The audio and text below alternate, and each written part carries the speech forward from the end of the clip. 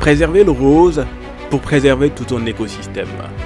Au cœur des priorités de l'État, sauver le lac Rose, joyau naturel sous pression, symbole national fragilisé par les changements climatiques et l'activité humaine.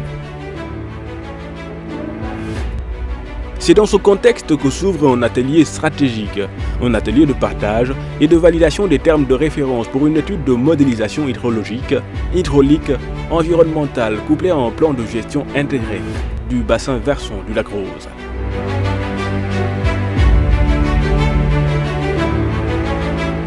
Autour de la table, tous les acteurs clés. Objectif, poser les bases scientifiques d'une riposte durable.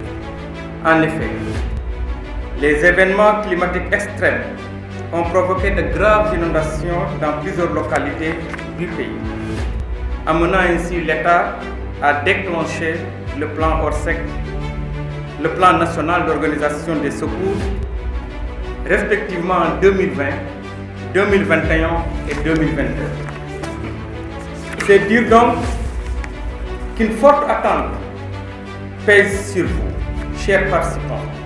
Face à de telles urgences, le Sénégal veut passer à la vitesse supérieure. Pour l'Agence de développement municipal, maître d'ouvrage du projet 2, le cap est clair. Sortir d'une gestion ponctuelle pour aller vers une approche intégrée et participative. La réalisation de cette étude devra aboutir à des propositions d'aménagement cohérents avec les orientations des documents de planification stratégique, notamment l'axe 2 et l'axe 3 de la CND Sénégal 2050, et tenir compte également des opérations en cours, notamment les PCU, et PGRI et PDD qui sont en cours. Sur le terrain, le constat est sans appel. Depuis plusieurs années, l'écosystème se dégrade. La couleur rose, emblématique, a même disparu par moments. Aujourd'hui, elle revient progressivement. Mais pour les experts, cela ne suffit pas. Depuis 2022, suite aux inondations dont j'ai parlé tout à l'heure, il y a eu une décoloration du milieu et cela est un élément indicateur de la dégradation du site.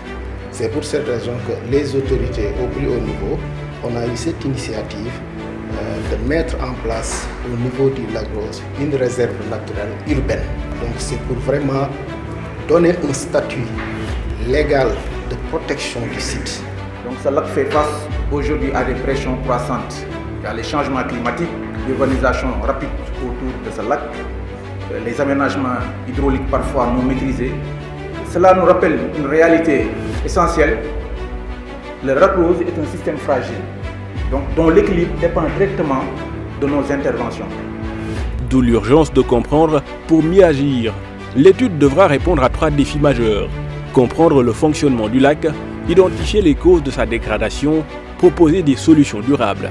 Objectif affiché, passer d'une gestion réactive à une gestion proactive. Ce qui est nouveau dans cette étude que l'ADEME est en train de mener, c'est la modélisation au niveau du lac, la modélisation pour le suivi de la qualité de l'eau, la modélisation pour le suivi environnemental, mais ça permettra en tout cas de suivre la qualité de l'eau au niveau de ce lac. Au cœur des préoccupations, une question qui fascine autant qu'elle inquiète. D'où vient exactement la couleur rose du lac?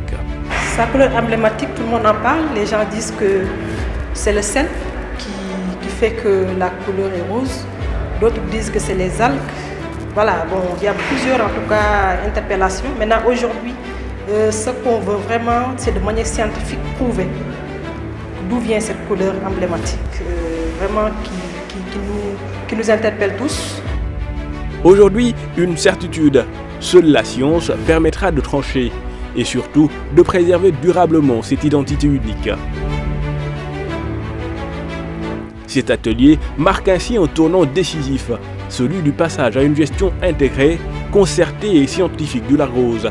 Un cap assumé par les autorités, protéger durablement ce patrimoine pour que le rose du lac Rose ne devienne jamais un souvenir.